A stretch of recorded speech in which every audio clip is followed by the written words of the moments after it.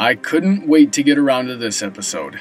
I remember back when I was first watching it and saying to myself, I can see where you're coming from, Applejack. I just hope that I never do anything that stupid. Oh god, the irony. But I'll get to that in a moment. A lot of people call this the same as Applebuck season, with the main conflict being rooted in Applejack's pride. And while pride may have played a small part, this is ultimately a much deeper issue for Applejack. Prior to this, we've seen that Applejack often puts the needs of her loved ones first.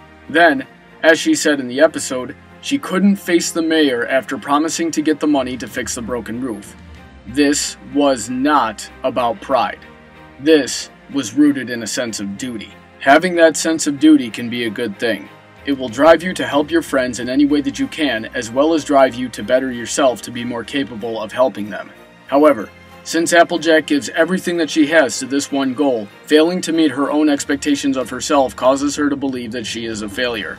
With that in mind, and the belief that she would be rejected by her loved ones for letting them down, Applejack resolved to fix the broken roof by any means necessary. But her sense of duty also kept her from seeing the reality of the situation.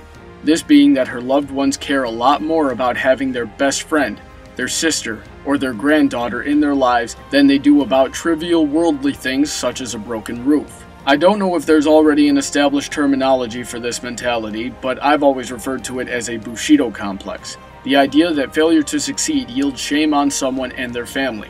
It's a mentality that I, myself, have adhered to since my early teenage years. But I didn't believe that Applejack needed to take that mentality here because she didn't need to prove herself to a family that already believes in her. At the time of writing this video, I'm going through almost the exact same situation as Applejack in the last Roundup. 4 years ago, I left my hometown with the goal of increasing my success to a point where I could support my friends and family.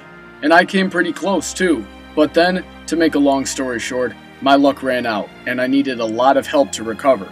However, I didn't seek help from my friends and family because I believed them too busy with their own situations, didn't believe myself important enough to bother them, and feared undoing their faith in my abilities after I had worked so hard to gain it, thus causing me to fall to my own Bushido complex. I was determined to not return home as a failure to friends and family that needed me to be successful.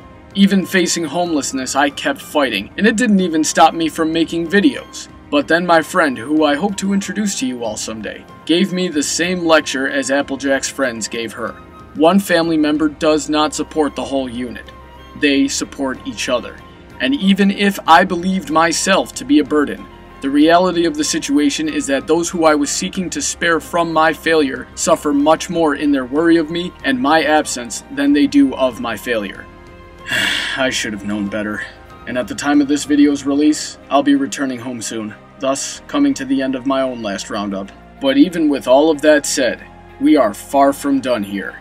Even if I relate so closely to the literal scenario of this episode, there's still another side to this, that being the remaining of the main 6. In a conversation with Linespace, he told me that he related to this episode mostly from their perspective, as he often has friends that shut themselves off when in stressful situations, and in feeling their pain, he pursues them persistently until they open up and allow him to help, a course of action which I highly encourage of all of you. And finally, there are those who do not suffer from a Bushido complex and can't relate to Applejack in the way that she's presented here. To those listening who fit this description, I challenge you to ask yourself, how does this moral apply to me? To this, we turn to the summary of a great answer given by Rosie Sievers. Through the years, I've had to deal with people who bullied me. Like Applejack, I tried to run away from my problems. But over the years, I realized I wasn't alone and met people who have helped me. Now I'm a university graduate and I wouldn't be here if it wasn't for them.